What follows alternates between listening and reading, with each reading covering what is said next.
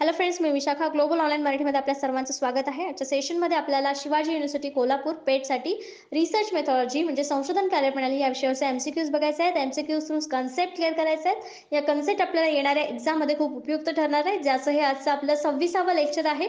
Already 25 lectures complete झालेले आहेत research मेथॉलॉजीच्या टॉपिकवरचे. नक्की पाहून घ्या सगळे व्हिडिओ, जेणेकरून तुम्हाला या एक्झाममध्ये खूप हेल्पफुल ठरेल.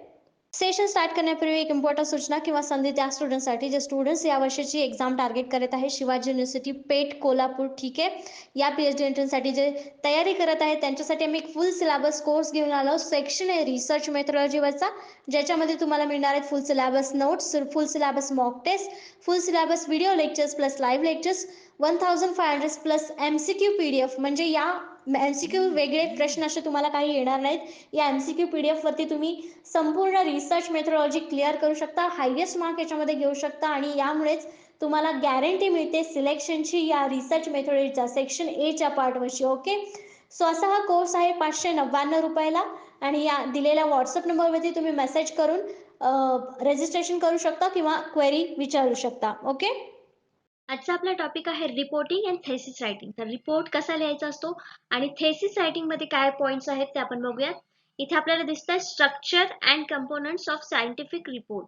म्हणजे जो सायंटिफिक रिपोर्ट आपल्याला जो जायचा असतो रिसर्च मध्ये, त्याचं स्ट्रक्चर काय असतं किंवा त्याचे कंपोनंट्स काय असतात ते आपल्याला बघायचे आहेत. Types of reports, technical reports and thesis.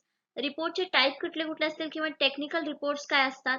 Significance, different steps in the preparation मधले different steps, layout, structure and language of typical reports, illustration and tables, bibliography, referencing and footnotes, oral presentation, planning, preparation, practice, making presentation, use of visual aids म्हणजे काय, त्याचा उपयोग काय, किंवा planning, preparation, practice कसं वापरायचं, यावरती एमसीक्यूज कसे येऊ शकतात हे आपल्याला आजच्या लेक्चर मध्ये बघायचं आहे. इम्पॉर्टन्स ऑफ इफेक्टिव्ह कम्युनिकेशन हे सुद्धा आपण एमसीक्यू थ्रू क्लिअर करणार आहोत. बघूयाचा पहिला प्रश्न. रिसर्च रिपोर्ट्स, संशोधन अहवाल. संशोधन अहवाल नेमकं काय आहे किंवा त्याच्यामध्ये काय इन्क्लूड केलं जातं हे आपल्याला आन्सर मध्ये सांगायचं आहे. आणि ऑप्शन्स काय काय दिलेले आहेत ते बघूयात आपण. पहिलं ऑप्शन आहे a present at least a review of the literature, methods used, the findings and the discussion. They have some common elements but may vary in overall organizational structure. उपस्थित किमान साहित्याचे पुनरावलोकन, वापरलेल्या पद्धती, निष्कर्ष आणि चर्चा यांच्याकडे काही सामान्य घटक आहेत, परंतु संघटनात्मक संरचनेमध्ये ते भिन्न असू शकतात. असं संशोधन अहवालाचा अर्थ आहे की पुढे ऑप्शन्स दिलेले आहेत त्यापैकी काय आहे. नेक्स्ट ऑप्शन आहे typically present a review of literature, the findings, a discussion and recommendation. म्हणजे सहसा साहित्याचे पुनरावलोकन, निष्कर्ष, चर्चा आणि शिफारशी सादर केल्या जातात. नेक्स्ट आहे always present recommendation as well as outline of the methods use in the findings. नेहमी शिफारसी तसेच वापरलेल्या पद्धती आणि निष्कर्षांची रूपरेषा सादर करते. नेक्स्ट ऑप्शन आहे last option always state the research question or hypothesis and are written in first person to show that the author takes responsibility for the findings. नेहमी संशोधन प्रश्न किंवा गृहीतक सांगतो आणि लेखकाने निष्कर्षाची जबाबदारी घेतली आहे हे दर्शवण्यासाठी प्रथम व्यक्तीमध्ये लिहिले जाते. तर हे ऑप्शन्स खूप मोठे मोठे आहेत, तेव्हा मग आपल्याला कन्फ्युजन होतं की याचं करेक्ट आन्सर काय असेल. मग यावेळेस काय करायचं आपण, शॉर्ट मध्ये आपल्याला लगेच लक्षात येईल की हे दोन्ही ऑप्शन्स इथे नाहीयेत, की याच्यामध्ये फक्त निष्कर्ष किंवा साहित्याचं पुनरावलोकन होत नाही किंवा शिफारशी होत नाही. याच्यामध्ये आणखीन डिटेल माहिती असते, म्हणजे हे बी ऑप्शन नाही. छोटं अजून दुसरं सी ऑप्शन आहे, ते आहे नेहमी शिफारसी तसेच वापरलेल्या पद्धतीने निष्कर्षाची रूपरेषा सादर करतात. तर याही पेक्षा वास्ट म्हणजे सगळ्यात जास्त साहित्य किंवा सगळ्यात जास्त पॉइंट्स असलेलं उत्तर जे आहे ते आपण चेक करतो आणि ते ऑप्शन आहे ए, ज्याच्यामध्ये आपल्याला सांगितलंय की ऍटलिस्ट रिव्ह्यू ऑफ लिटरेचर म्हणजे साहित्याचं पुनरावलोकन, वापरलेल्या कुठल्या कुठल्या पद्धती आहेत त्याचं, निष्कर्ष, चर्चा, त्यासोबतच त्यांच्याकडे काही सामान्य घटक आहेत परंतु संघटनात्मक संरचनेमध्ये ते भिन्न असू शकतात. तर आपलं करेक्ट आन्सर इथे काय येणार आहे मग, ए. कारण याच्यामध्ये सगळ्याच गोष्टी आल्यात. मग संशोधन अहवालामध्ये आपण या बऱ्याचशा गोष्टी इन्क्लूड करत असतो, म्हणून इथे आपलं करेक्ट आन्सर ए आलेलं आहे, ज्याच्यामध्ये या सगळ्या गोष्टी इथे आलेल्या आहेत. डी ऑप्शन मध्ये देखील तेवढ्या गोष्टी आपण इन्क्लूड केलेल्या नाहीयेत, म्हणजे प्रश्नामध्ये या ऑप्शनला जास्त पॉइंट्स या ऑप्शन मध्ये दिलेले नाहीयेत, म्हणून आपलं करेक्ट आन्सर इथे ए आलेला आहे.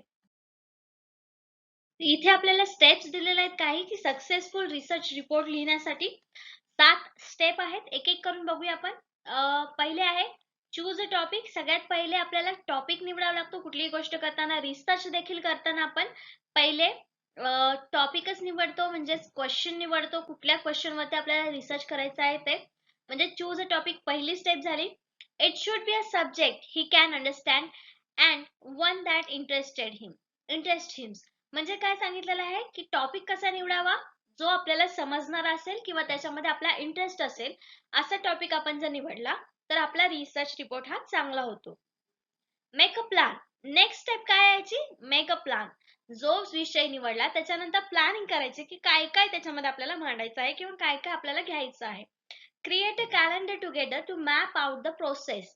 जी प्रोसेस आपण वापरणार आहोत, जसं की डेटा कलेक्शन म्हणा किंवा ऑब्झर्वेशन साठी ज्या काही प्रोसेस आपण वापरणार आहोत, त्या प्रोसेस मध्ये मॅप आउट करायचे आणि कॅलेंडर सोबत त्याला मॅप आउट करायचंय.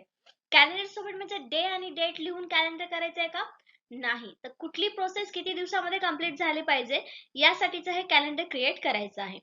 त्यानंतर तिसरी स्टेप आहे चेक विथ द टीचर. म्हणजे जे काय आपण क्वेश्चन निवडलेला आहे, जी काय आपण त्याच्यासाठी प्रोसेस निवडलेली आहे, ती योग्य आहे का, ती योग्य मार्गाने जाणार आहे का, याबद्दल आपले जे गाईड असतात त्यांना आपण एकदा चेक करून घ्यायचं, त्यांच्याकडून आपण एकदा चेक करून घ्यायचंय.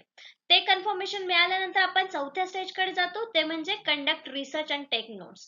जो रिसर्च आपण कंडक्ट करायचा ठरवलाय तो करायचा, आणि त्याच्यानंतर जे काय आपल्याला विश्लेषण मिळालेलं आहे, डेटा मिळालेला आहे, ते आपण नोट्स तिथे घ्यायचे आहेत.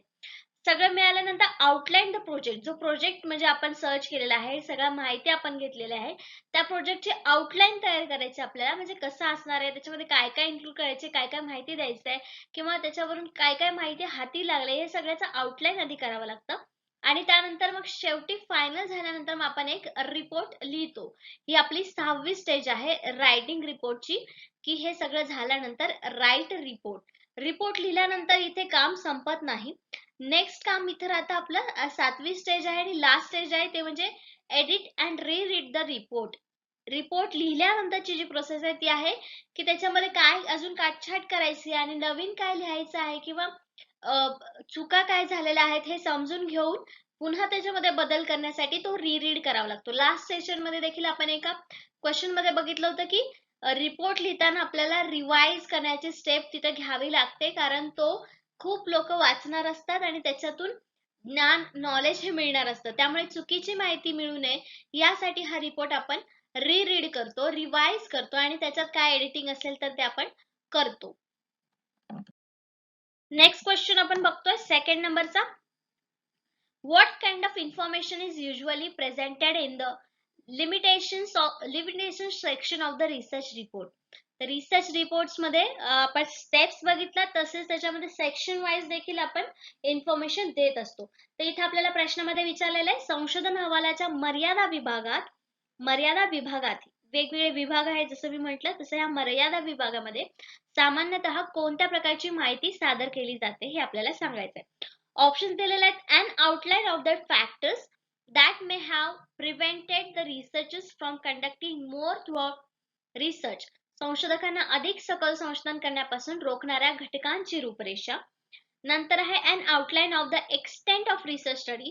संशोधन अभ्यासाच्या व्याप्तीची रूपरेषा. An outline of historical background of the research study. संशोधन अभ्यासाच्या ऐतिहासिक पार्श्वभूमीची रूपरेषा.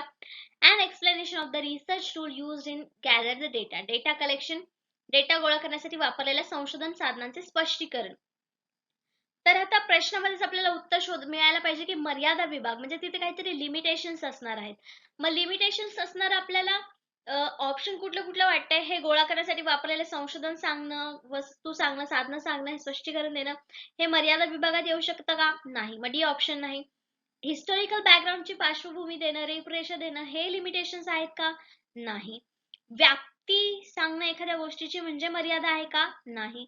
मग एकच ऑप्शन इथं आपल्याला राहिलेलं आहे, जे आहे कुठल्या तरी घटकापासून आपल्याला रोखण्यासाठी एक संरचना आहे. त्याला आपण मर्यादा असं म्हणू शकतो. म्हणजे हा एक फॅक्टर आहे जिथे आपण मर्यादा घालून दिलेली आहे. म्हणजे आपला ऑप्शन ए इथे करेक्ट येणार आहे, की ही काय आहे संशोधन अहवालाच्या मर्यादा विभागामध्ये काय इन्क्लूड करतो? तर संशोधकांना अधिक सखोल संशोधन पासून रोखणाऱ्या घटकांची रूपरेषा याच्यामध्ये आपण देत असतो. मर्यादा विभागात, संशोधन अहवालाच्या मर्यादा विभागामध्ये. Information about the limitation of your study are generally placed either at the beginning of the discussion section of your paper so the reader knows and understand the limitation before reading the rest of your analysis of findings. तर यांनी कसं सांगितलेलं आहे, हे जे limitations आहेत, आपल्या report मधले लिमिटेशन्स आहेत ते सुरुवातीला दिलेले असतात. का? तर जो आपला पेपर वाचणार आहे त्याला कळावं की कुठल्या कुठल्या लिमिटेशन्स घालून आपण हे रिपोर्ट तयार केलेला आहे. म्हणजे तो रिपोर्ट आहे तो सगळ्याच वेळेला म्हणजे सगळ्याच वेळी लागू होतोय की नाही याबद्दल वाचणाऱ्याला शंका निर्माण व्हायला नको, यासाठी सुरुवातीलाच आपण हे लिमिटेशन्स दिलेले असतात. or the limitations are outlined at the conclusion of the discussion section. किंवा हे झालं जेव्हा आपण सगळं आउटलाईन तयार करतो तर त्याच्या कन्क्लुजन मध्ये काय काय निघतात त्याच्यामध्ये आपण हे डिस्कशन सेक्शन मध्ये फाइंडिंग्स किंवा लिमिटेशन्स काय काय आहेत आपल्या रिसर्चचे किंवा आपल्या रिपोर्ट मधले ते आपण ऍड करत असतो. मेन पर्पज काय आहे हे लिमिटेशन्स आपल्या रिसर्च मध्ये किंवा माहितीमध्ये प्रोजेक्ट मध्ये ऍड करण्याचा, की त्याच्यामध्ये कुठल्या सिच्युएशन मध्ये आपला फाइंडिंग्स हे लागू होत नाहीयेत हे त्या व्यक्तीला त्या रीडरला समजावं यासाठी आपण हे लिमिटेशन्स इन्क्लूड करत असतो आपल्या रिपोर्ट मध्ये. नेक्स्ट क्वेश्चन आपण बघतोय थर्ड नंबरचा. जॅर्गोन इज शब्दसंग्रह आहे किंवा शब्दसंग्रहाविषयी या ऑप्शन्स पैकी कुठलं स्टेटमेंट हे बरोबर आहे हे आपल्याला सांगायचं आहे. Option A, specialised language and is always inappropriate. विशेष भाषा आणि नेहमी अयोग्य असते. अयोग्य भाषा आपल्या इथे करेक्ट आन्सर असू शकतं का? नाही, म्हणजे हे ऑप्शन आपल्या इथे कट झालेलं आहे. नेक्स्ट आहे technical language use with in a field and therefore has a place in research report. एका क्षेत्रात वापरली जाते, तांत्रिक भाषा एका स्पेसिफिक क्षेत्रात वापरली जाते म्हणून तिला संशोधनामध्ये स्थान आहे का? नाही, हे पण स्टेटमेंट याच्याबद्दल चुकीचं आहे. सी ऑप्शन आहे, specialised language and may be appropriate when use between peers and not with people outside the field. विशेष भाषा आणि समवयस्कांमध्ये वापरली जाते तेव्हा योग्य असू शकते, परंतु क्षेत्राबाहेर लोकांशी नाही. तर जार्गॉन शब्दसंग्रह म्हणजे जार्गॉनचा अर्थ आपण समजून घेऊया एक्सप्लेनेशन मध्ये. पण हे जार्गॉन जेव्हा वापरलं जातं तेव्हा त्या विशिष्ट फील्ड मधल्या लोकांशी आणि समवयस्कांमध्ये ही भाषा समजली जाऊ शकते, पण त्या क्षेत्राबाहेर लोकांशी बोलल्या जाणारा हा भाषा जर वापरली तर ती त्यांच्या लक्षात येणार नाही. मग हे स्टेटमेंट जे आहे ते काहीतरी सत्य ट्रूथ आपल्याला सांगताय, म्हणजे इथे हे करेक्ट ऑप्शन आहे सी. डी ऑप्शन देखील बघायचं आहे पण आपल्याला सी ऑप्शन तर बऱ्यापैकी करेक्ट वाटतंय. Specialised language is never appropriate in reports. Never appropriate in reports म्हणजे कधीही योग्य नाही.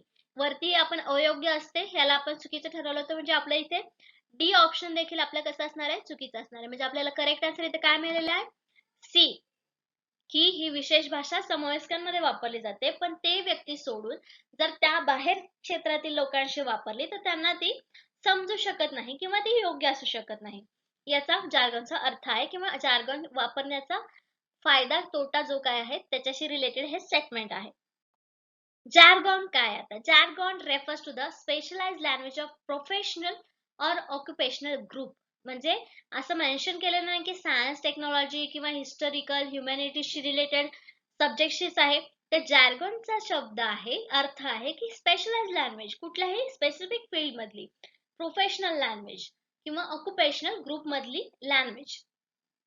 Some professions have so much jargon of their own that it has its own name. काही प्रोफेशनल काय असतात त्यांचं भरपूर संभाषण जे आहे ते एका स्पेसिफिक लँग्वेज मध्ये चालू असतं, त्याला आपण जार्गॉन असं म्हणतो. त्यांना स्पेसिफिक त्यांचे नाव सुद्धा त्यांनी काही वेळेत दिलेले असतात. फॉर एक्झाम्पल म्हणून काय दिलेलं आहे, लॉयर यूज लेगलीज. नंतर while academics use academies. Jargon is also sometimes known as lingo or argot. Lingo language मधून घेतलेला शब्द असावा और argot. तर हे देखील दोन नावं jargon साठी आहेत. हे आपल्याला माहिती असावी यासाठी हे दोन वर्ड्स आपण इथे घेतलेले आहेत. तर एक्झाम्पल समजलं, हे प्रोफेशनल एका प्रोफेशन ग्रुप मध्ये एक स्पेसिफिक लँग्वेज जे असते त्याला आपण जार्गन असं म्हणू शकतो किंवा जार्गन रेफर करतं त्यासाठी. नेक्स्ट क्वेश्चन बघतोय 4th नंबरचा. Which words best describe the writing style that should be used in research report? कोणते शब्द लेखन शैलीचे उत्तम वर्णन करतात जे संशोधन अहवालामध्ये वापरले पाहिजेत? खाली काहीतरी वर्ड्स दिलेले आहेत जे रायटिंग स्टाईलशी रिलेटेड आहेत आणि ते वापरले म्हणजे आपला अहवाल चांगला होणार आहे आपल्याला सांगायचंय. ऑप्शन्स आहेत ऑब्जेक्टिव्ह अँड डिटॅच्ड, उद्दिष्ट आणि अलिप्त असे वर्ड्स. नंतर आहे पर्सनल अँड क्रिटिकल म्हणजे वैयक्तिक आणि गंभीर. इमोटिव्ह अँड जजमेंटल, भावनात्मक आणि निर्णयक्षम. सब्जेक्टिव्ह आणि डिटेच्ड, व्यक्तिनिष्ठ आणि अलिप्त. तर प्रत्येक ऑप्शन मध्ये काहीतरी चुकीचं आहे. डी ऑप्शन मध्ये आपण म्हणू शकतो अलिप्त असणं चांगलं आहे, पण व्यक्तिनिष्ठ असावं का एखाद्या वर्डनी? नाही, मग आपलं हे ऑप्शन चुकीचं आहे. नंतर निर्णयक्षम असावं, भावनात्मक असावं का? नाही, म्हणजे हे पण आपलं चुकीचं आहे. वैयक्तिक आणि गंभीर, जर वैयक्तिक असेल तर गंभीर असावं का? नाही. मग काय याचं करेक्ट आन्सर एकच मिळतं आपल्याला, जे आहे ए, उद्दिष्ट. ऑब्जेक्टिव्ह म्हणजे वस्तुनिष्ठ इथे घ्यायला पाहिजे आपण, की वस्तुनिष्ठ आणि अलिप्त अशा प्रकारची रायटिंग स्टाईल जी आहे आपली ती आपल्याला चांगला रिसर्च रिपोर्ट देण्यामध्ये मदत करत असते. पण इथे करेक्ट आन्सर आहे आपलं A, objective and detached. The style in writing can be defined as the way a writer writes. तर रायटिंग स्टाईल कशी म्हणू शकतो? जे रायटर्स लिहित असतात त्यांचा स्टाईल एक वेगळी स्टाईल आहे असं आपण इथे म्हणू शकतो. It is the technique that an individual author uses in his writing. तर रायटर्स जे आहेत ते आपल्या ऑथर म्हणजे जे रिसर्च किंवा जे पुस्तक लिहितात त्यांचा इंडिव्हिज्युअल ऑथर जो आहे त्यांच्या रायटिंगची वेगवेगळी टेक्निक असते. It varies from author to author. प्रत्येक लेखकागत ही लेखकागणिक बदलत असते. And depends upon one's syntax, word choice and tone. तर हे प्रत्येक व्यक्तीवर अवलंबून असतं.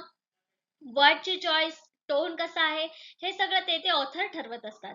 It can also be describe as a voice that readers listen to when they read the work of the writer. तर याला व्हॉइस देखील म्हणतात का? तर जेव्हा ते रीड करत असतात, जे लिखाण आहे ते रीड करत असतात तेव्हा त्याला व्हॉइस असं म्हणतात. म्हणून हे आपल्याला लक्षात ठेवलं पाहिजे की त्याला डिस्क्राइब काय म्हणून करतात?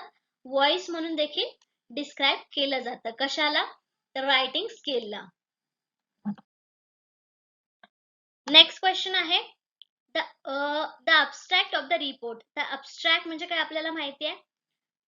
गोषवारा ज्याला मराठीमध्ये म्हणतात, अहवालाचा गोषवारा. तर त्याच्याबद्दल कुठलं स्टेटमेंट हे ट्रू आहे आपल्याला सांगायचं आहे. ऑप्शन दिलेले आहेत. The abstract of the report is usually written before the rest of the report. सहसा उर्वरित अहवालापूर्वी लिहिले जाते. Provides a snapshot of major section of the entire report. संपूर्ण अहवालाच्या मुख्य विभागाचा स्नॅपशॉट प्रदान करते. C serves as the introduction to the report with a focus on background of the research. संशोधनाच्या पार्श्वभूमीवर लक्ष केंद्रित करून अहवालाची ओळख म्हणून काम करते.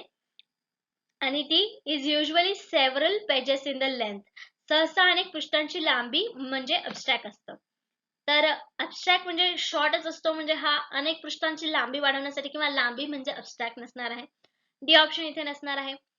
मग प्रत्येक अहवालाच्या उर्वरित भागाआधी लिहिलेलं असतं हे स्टेटमेंट बरोबर आहे का? नाही, प्रॉपर माहिती आपल्याला देत नाहीये. मग या दोनपैकीच आपलं करेक्ट आन्सर असणार आहे बी किंवा सी. मग आपलं करेक्ट आन्सर आहे बी, प्रोव्हाइड्स अ स्नॅपशॉट. बरोबर आहे ना? जेव्हा आपण फुल रिपोर्ट घेतो त्याच्यामधला आपल्याला छोटासा सारांश स्नॅपशॉट आपल्याला अहवाल देत असतो. म्हणून इथे करेक्ट आन्सर आपल्याला बी मिळालेला आहे. An abstract is a short summary of your published and unpublished research paper. Abstract काय असतं? तर रिसर्च पेपरचा स्नॅपशॉट असतो जो पब्लिश झालेला असो किंवा अनपब्लिश्ड असो. जसं की आपल्याला आपली PhD कंप्लीट करण्याच्या आधी रिसर्च पेपरचा विषय काय आहे यासाठी आपल्याला अबस्ट्रॅक्ट सबमिट करावा लागतो. Usually about a paragraph 6 to 7 sentence 150 to 250 words long. म्हणजे पॅराग्राफ किती, अब्स्ट्रॅक्ट किती वर्ड्स मध्ये असू शकतो, तर 150 ते 250 वर्ड्स मध्ये. A well written abstract serves multiple purpose. तर जो वेल रिटन अब्स्ट्रॅक्ट असतो त्याच्यामधून काय मिळतं आपल्याला, मल्टीपर्पजेस असतात त्याचे. त्याच्यामध्ये कुठले कुठले पर्पज आहेत हे आपल्याला समजून घेण्यासाठीच आपल्याला आधी इंटरव्ह्यूच्या वेळेस अब्स्ट्रॅक्ट द्यायला होतात. And later and abstract helps reader remember key points from your paper. आणि अब्स्ट्रॅक्ट आपल्याला नंतर हेल्प कसं करतो, तर आपले जे रिसर्चचा एम आहे किंवा जे पॉइंट्स आपल्याला कव्हर करायचे आहेत त्यासाठी हे की पॉइंट्स आपल्याला देत असतो. यासाठी आपण अब्स्ट्रॅक्ट तयार करत असतो किंवा रिसर्च करताना आपल्याला अब्स्ट्रॅक्ट तयार करावा लागतो. नेक्स्ट क्वेश्चन आहे 6 नंबरचा. इन द मेथड सेक्शन, जसं आपण लास्ट सेक्शन बघितलं होतं की वेगवेगळे सेक्शन्स आहेत आपल्या रिपोर्ट मध्ये. तो आता मेथड सेक्शन मध्ये, in the method section of the report the researcher needs to. आता काय करायला पाहिजे मेथड सेक्शन मध्ये, अहवालाच्या पद्धती विभागात संशोधकांनी हे करणे आवश्यक आहे. संशोधकांनी हे करणे आवश्यक आहे. काय करणे आवश्यक आहे ते आपल्याला ऑप्शन्स पैकी सांगायचं आहे. ऑप्शन्स बघूया. Discuss the result of the research, संशोधनाच्या परिणामांवर चर्चा करणे. Discuss the theoretical background of the research, संशोधनासाठी सैद्धांतिक पार्श्वभूमीवर चर्चा करणे. Recount in detail the daily research activities conducted during the research process, संशोधन प्रक्रियेदरम्यान आयोजित दैनिक संशोधन उपक्रमांची तपशीलवार गणना करणे. Set out in the details how data was gathered and analyse, data कसा गोळा केला आणि त्याचे विश्लेषण केले गेले हे तपशीलवार सेट करणे किंवा सेट करा. तर काय करायला पाहिजे पद्धती विभागामध्ये, पद्धतीमध्ये ऑफकोर्स आपल्याला मेथड्स कुठले कुठे यूज केलेले आहेत आणि मेथड्स कशासाठी यूज करतो आपण, डेटा कलेक्ट करण्यासाठी. म्हणजे इथे आपलं करेक्ट आन्सर काय असणार आहे, डी. डेटा कसा गोळा केला, त्याचं कुठली पद्धत आपण वापरली, कशा प्रकारे त्याचा तपशील घेतला, हे आपण मेथड सेक्शन मध्ये ऍड करत असतो किंवा संशोधकाला ते ऍड करायचं असतं रिपोर्ट लिहिताना. म्हणजे ऑप्शन असल्यावर आपल्याला सहज लक्षात आलं की डेटा गोळा करण्याच्या पद्धतीमध्येच आपण मेथड सेक्शन मध्ये लिहू शकतो. The method section should describe what was done to answer. जो आपण क्वेश्चन किंवा टॉपिक निवडलेला आहे त्याचा आन्सर मिळवण्यासाठी आपण काय केलंय, म्हणजे कुठल्या कुठल्या मेथड्स वापरल्यात, पद्धती वापरल्यात, हे आपल्याला मेथड सेक्शन मध्ये टाकायचं असतं. कोणत्या सेक्शन मध्ये, मेथड सेक्शन मध्ये. The research question describe how it was done.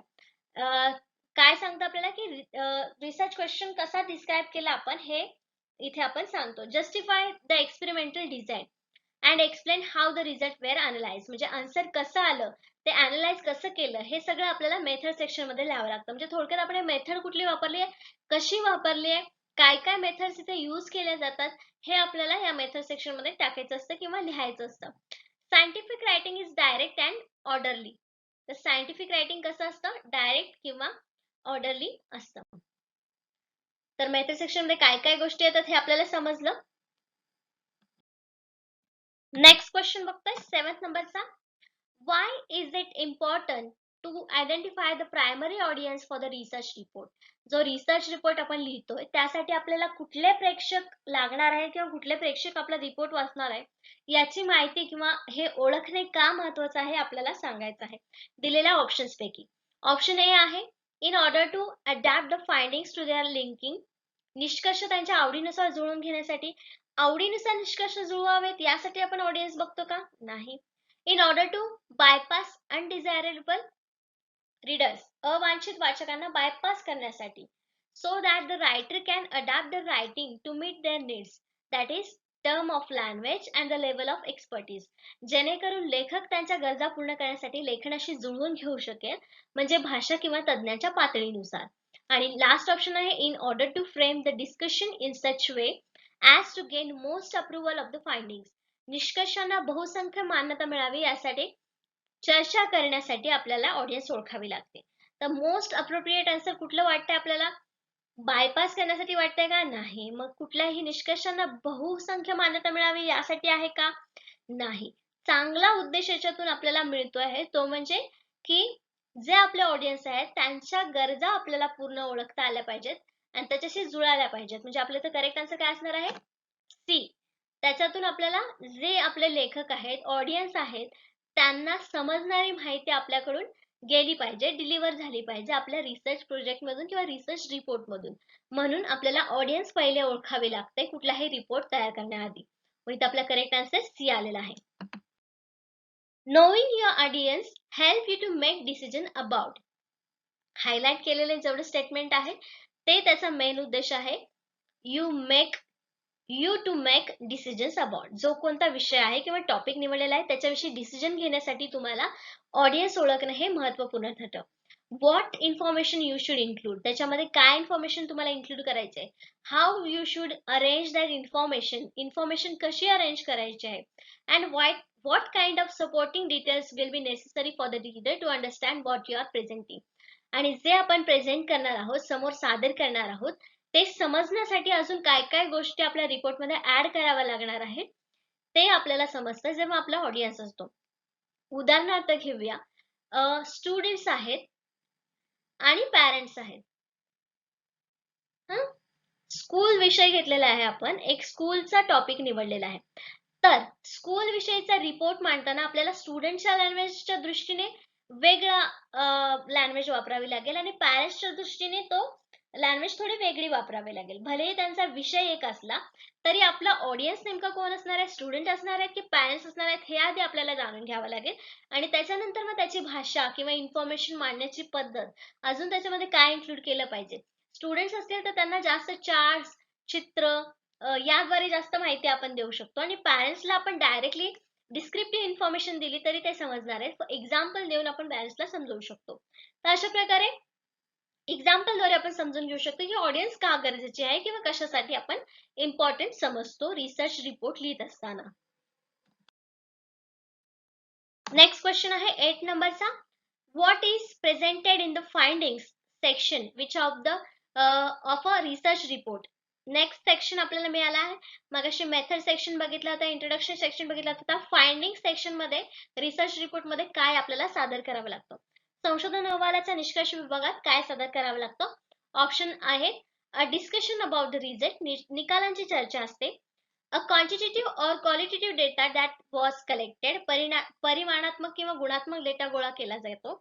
The theoretical foundation of the research study, संशोधन अभ्यासासाठी सैद्धांतिक पाया याच्यामध्ये डिस्कस केला जातो.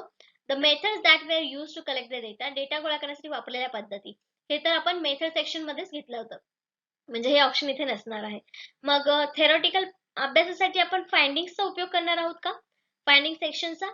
तर करेक्ट आन्सर याचं जे आहे ते आहे बी, म्हणजे आपलं सी ऑप्शन देखील इथे चुकीचं ठरतं आणि ए सुद्धा. का तर फक्त रिझल्टचे डिक्लेरेशन किंवा निकालांची चर्चा निष्कर्ष विभागात होत नाही, तर त्याच्यामध्ये कोणता कोणता डेटा आपण कलेक्ट केलेला आहे आणि काय आपल्याला साध्य झालेलं आहे याचा आपण निष्कर्ष विभागामध्ये फाइंडिंग सेक्शन मध्ये रिसर्च मध्ये अभ्यास करत असतो.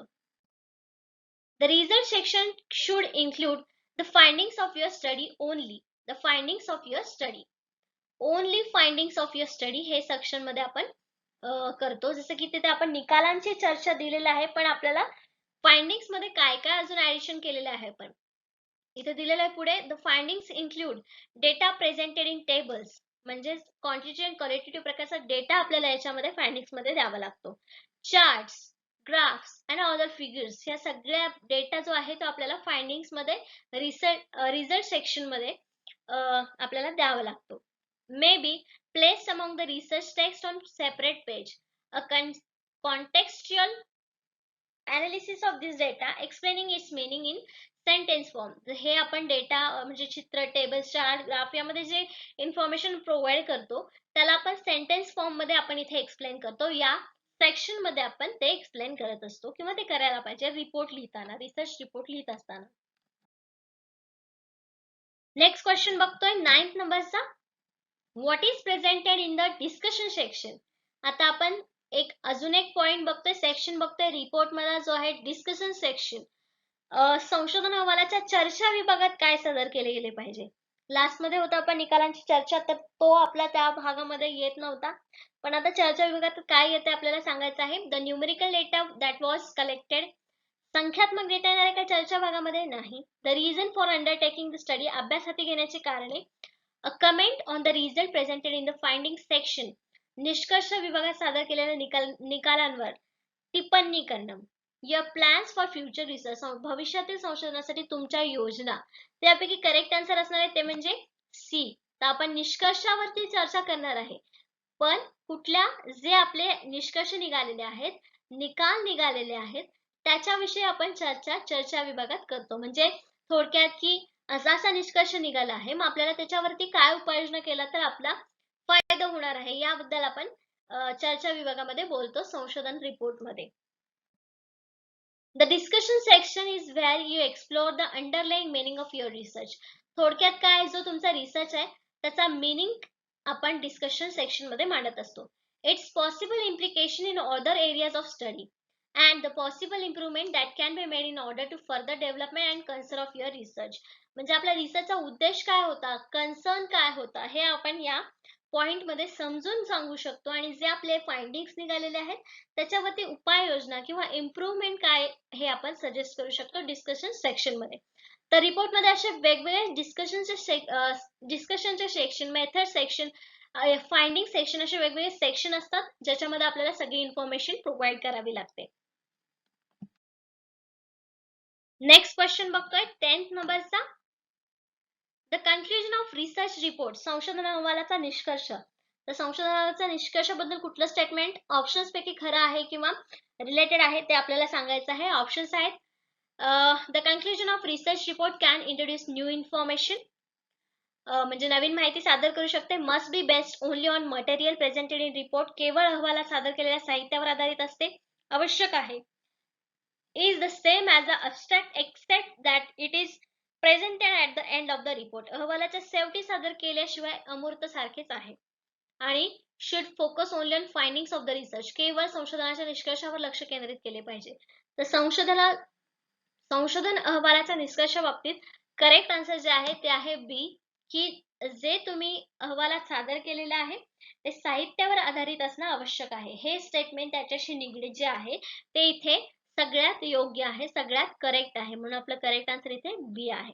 नवीन माहिती सादर करू शकतो, पॉसिबिलिटी आहे, शेवटी सादर करत नाही तोपर्यंत अमूर्त असू शकतो, आणि केवळ निष्कर्षावर लक्ष केंद्रित केले पाहिजे हे देखील बरोबर असू शकतो.